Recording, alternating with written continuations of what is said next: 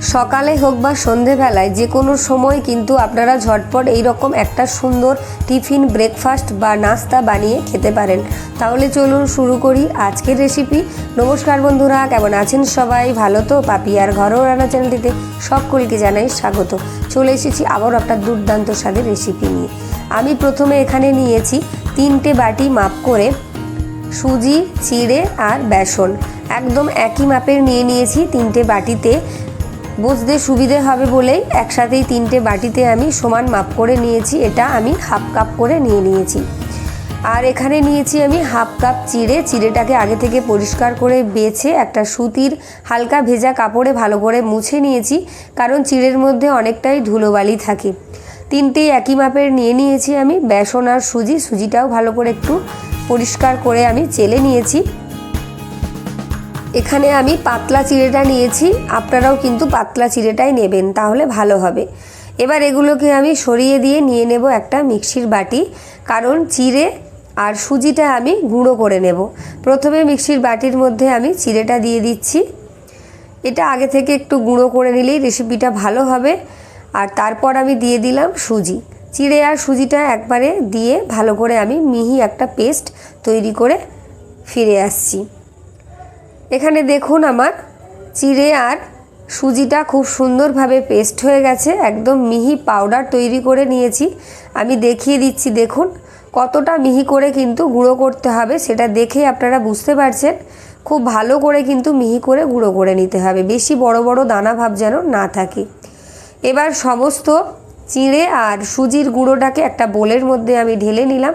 দিয়ে দিলাম পরিমাণ মতো নুন, দিয়ে দিলাম আমি 1 টেবিল চামচ মাপের চিনি, হাফ চামচেরও কম হলুদের গুঁড়ো, আর আমি অল্প কিছুটা জোয়ান হাতের তালুতে দিয়ে একটু ঘষে দিয়ে দিচ্ছি। যেহেতু এর মধ্যে আমি বেসন দেব, তাই জোয়ানটা দিলে খেতে কিন্তু ভীষণ ভালো লাগবে। আর চিনিটা দিলে এই স্বাদটা বেশ মিষ্টি মিষ্টি হবে, খেতে ভীষণ ভালো লাগবে। দিয়ে দিলাম আমি বেসনটা। সমস্ত কিছুই কিন্তু এর মধ্যে দিয়ে ভালো করে একটু মিশিয়ে নিতে হবে। এই যে বেসনের মধ্যে একটু দলা দলা ভাব আছে, সেটা কিন্তু ভালো করে মেশাতে মেশাতে সুন্দরভাবে মিশে যাবে। এবার আমি নিয়ে নিয়েছি হাফ কাপের একটু কম টক দই। এখানে টক দইটা ব্যবহার করবেন, তাহলে রেসিপিটা খেতে ভীষণ সুন্দর লাগবে আর বেশ সুন্দর ফুলেও উঠবে। এবার ভালো করে সব কিছুর সাথে আগে দইটা ভালো করে মেখে নেব। একটা শক্ত ডো তৈরি করব, তারপর যেটুকু জলের প্রয়োজন আমি সেটুকুই দেব, আগে থেকে কিন্তু জল দেব না। আমি এখানে নিয়ে নিয়েছি 3 টেবিল চামচ মতো জল, অল্প অল্প করে দিয়ে শক্ত একটা ডো আমি তৈরি করে নেব। এখানে কিন্তু ডোটা বেশি নরম করবেন না, যেহেতু চিড়ে দেওয়া আছে চ্যাটচ্যাটে হয়ে যাবে, হাতে লেগে যেতে পারে। তাই যতটা সম্ভব আপনারা একটু শক্ত ডোই তৈরি করবেন। ডোটা তৈরি হয়ে গেছে, এবার একটু ভালো করে আমি মেখে নেব। একটু ভালো করে চেপে চেপে মেখে নিলে বেশ নরম সফট একটা ডো তৈরি হবে, আর এই রেসিপিটা ভীষণ সুন্দর হবে। হয়ে গেছে তৈরি। এবার এটাকে আমি ঢাকা দিয়ে রেখে দেব 10 থেকে 15 মিনিটের মতো।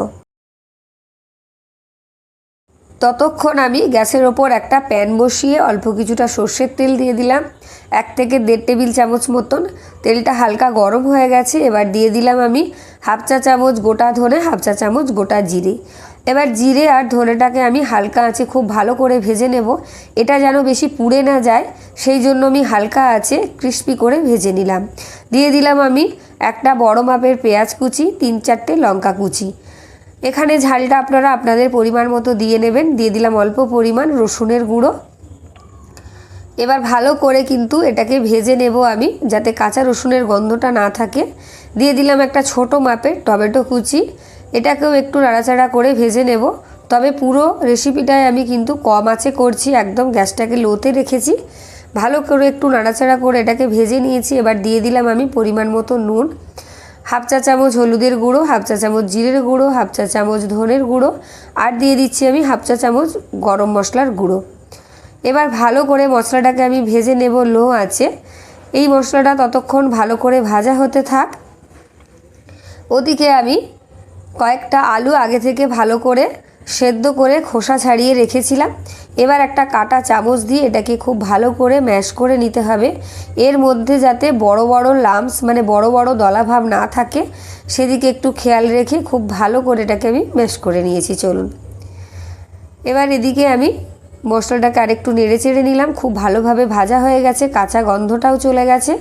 এবার ম্যাশ করে রাখা আলুটা এর মধ্যে দিয়ে দিলাম, দিয়ে আবারও আমি কিছুক্ষণ নাড়াচাড়া করে মশলার সাথে আলুটা খুব ভালো করে মিশিয়ে নেব এবং কষিয়েও নেব। এটা ভীষণ ভালো হয়, ছোট বড় সকলের ভীষণ ভালো লাগবে, একবার বানিয়ে দেখবেন।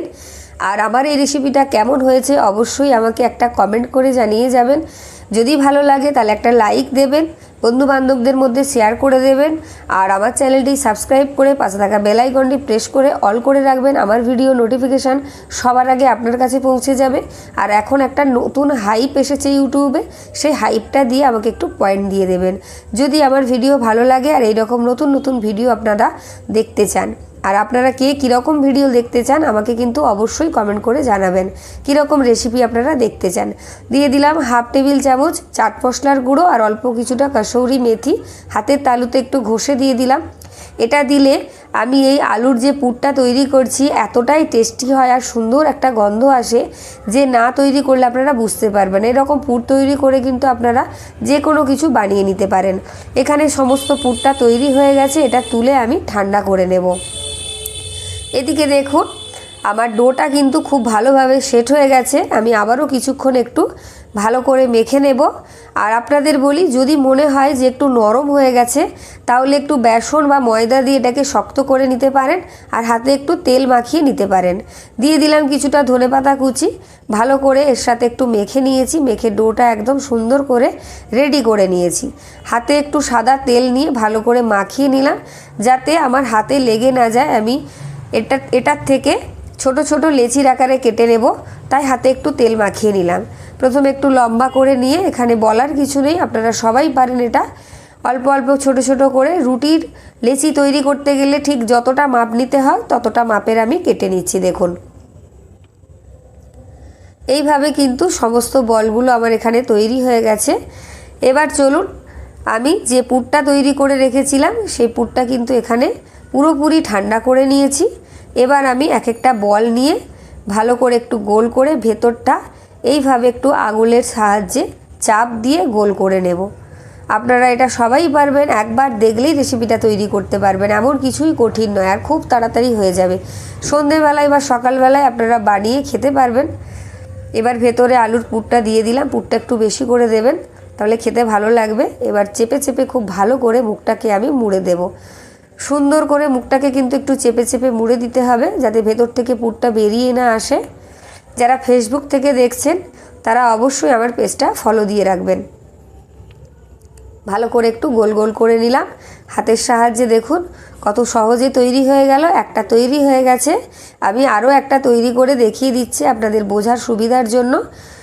পুর ভরে এইভাবে একটু মুখটা ভালো করে মুড়ে নিতে হবে। তারপর আগেরটাও যেভাবে তৈরি করেছি এটাও সেইভাবে তৈরি করে নেব। খুব সহজেই বানিয়ে নিয়েছি দেখুন। আর যেহেতু এখানে চিঁড়ে সুজি আছে সেহেতু খুবই হেলদি এটা, আর খুব কম তেলে খুব কম মশলা এটা আমি বানিয়ে নিচ্ছি। দেখুন দুটো তৈরি হয়ে গেছে, এখানে আমার সব কটাই তৈরি হয়ে গেছে। দেখুন একদম রেডি করে নিয়েছি। এদিকে আমি একটা তড়কা প্যান নিয়েছি, অল্প কিছুটা তেল আমি এইভাবে ব্রাশ করে নিচ্ছি। আপনারা চাইলে একটু বেশি তেলেও ভেজে নিতে পারেন। আমি অল্প তেলে ভেজে দেখাচ্ছি। গ্যাসটাকে জ্বালিয়ে একদম হালকা করে দিয়েছি, একটু ঢাকা দিয়ে রেখে দিলাম যাতে ওপর নিচ খুব ভালোভাবে সেদ্ধ হয়ে যায়। মিনিট দুয়েক পর ঢাকাটা খুলে নিয়েছি। এবার হালকা নেড়ে চেড়ে গড়িয়ে গড়িয়ে ভালো করে এটাকে ভেজে নেব।